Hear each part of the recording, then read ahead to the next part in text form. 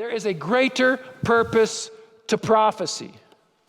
One Adventist commentator said prophecy has a purpose that is primarily moral and salvific, meaning it deals with our salvation.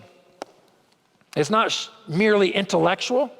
It's not crystal ball enlightenment regarding the future. The universal theme of prophecy is that of the redemptive acts of God centering around the first and second advents of Christ. Prophecy then is about our salvation.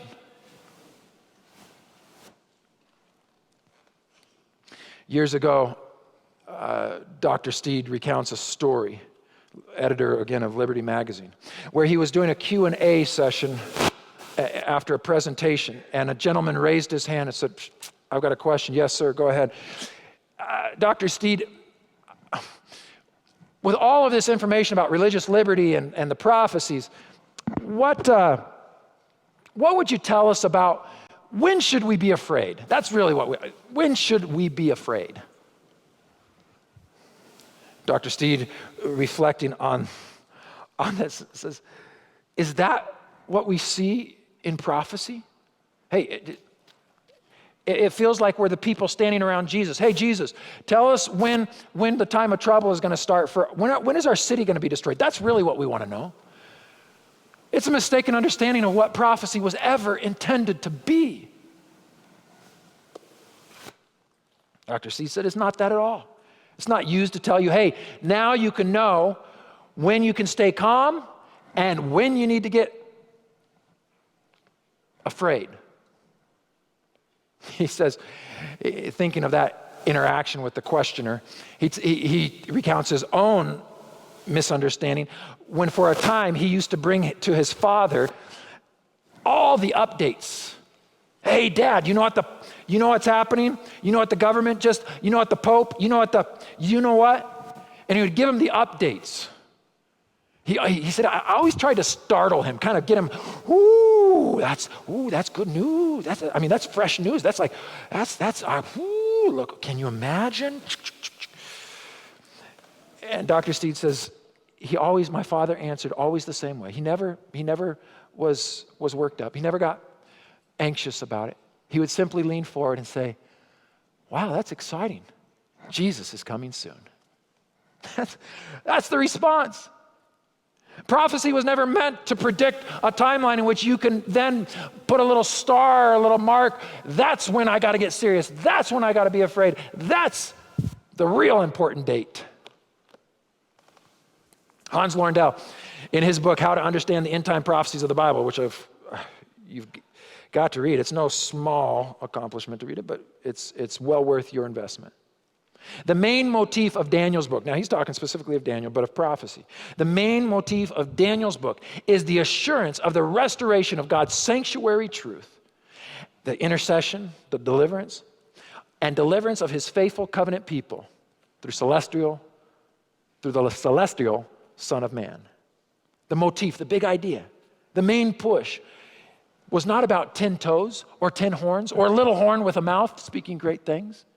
Those are all players in the main motif, in the major theme, in the main passion of Daniel, and that is the restoration of God's sanctuary truth and the deliverance of his faithful. That's the idea. Sometimes we want to know when to be afraid. When should I react? When should I really get worried? When should I become serious about my life? But I'm telling you, one of the greatest concerns on the heart of Jesus is that there will be a people group that know when but don't know how. I know that because several of his parables target that specifically. The 10 virgins, a bunch of people who knew when. They knew when and where, they just didn't know how. The parable of the wedding guest who came in to the party, he knew when, he knew what was going down. He just wasn't prepared. He didn't know how. On the mind of Jesus is that there could be a people group at the very end of time that know the when, they just don't know the how.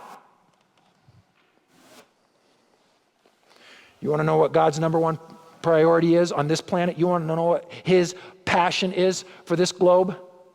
He's got one task. It's you. You're it. You are the numero uno priority of Jesus. It's not the 10 toes or the 10 horns or the little horn speaking great things. That's not the main focus of Jesus. It's not at all. You just bear with it. We're going to make it through this.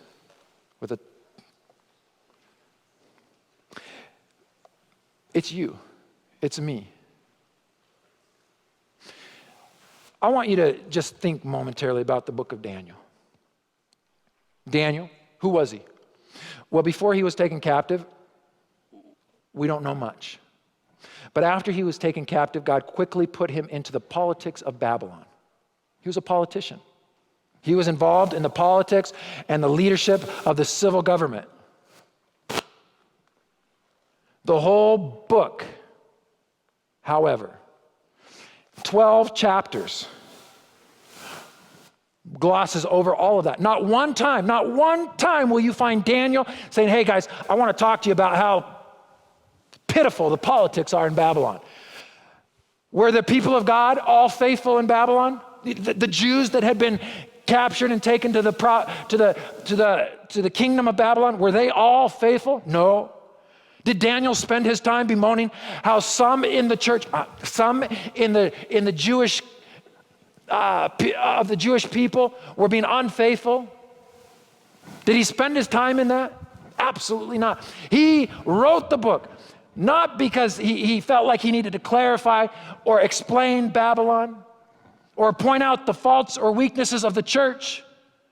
He wrote the book of Daniel to build the kingdom of Jesus. I'm running in Michigan. Spent post-Christmas, New Year's in Michigan with Melanie's family. We went running. Our whole family goes running. It's great. But in Michigan, you just have to run on ice and snow. It's just what it is. They're a bunch of half Eskimos, you know. So we went running out on the ice. In the snow, you're just careful. You put on moose tracks, whatever, the little grippy things on your shoes. We're out running, and people would salt their driveways or their walkways, and sometimes the salt would get out on the road. And I'm just looking at this. The salt's just eating away the snow and turning it to mush and exposing bare pavement. And it hits me. This line, you are the salt of the earth. You are the salt of the earth.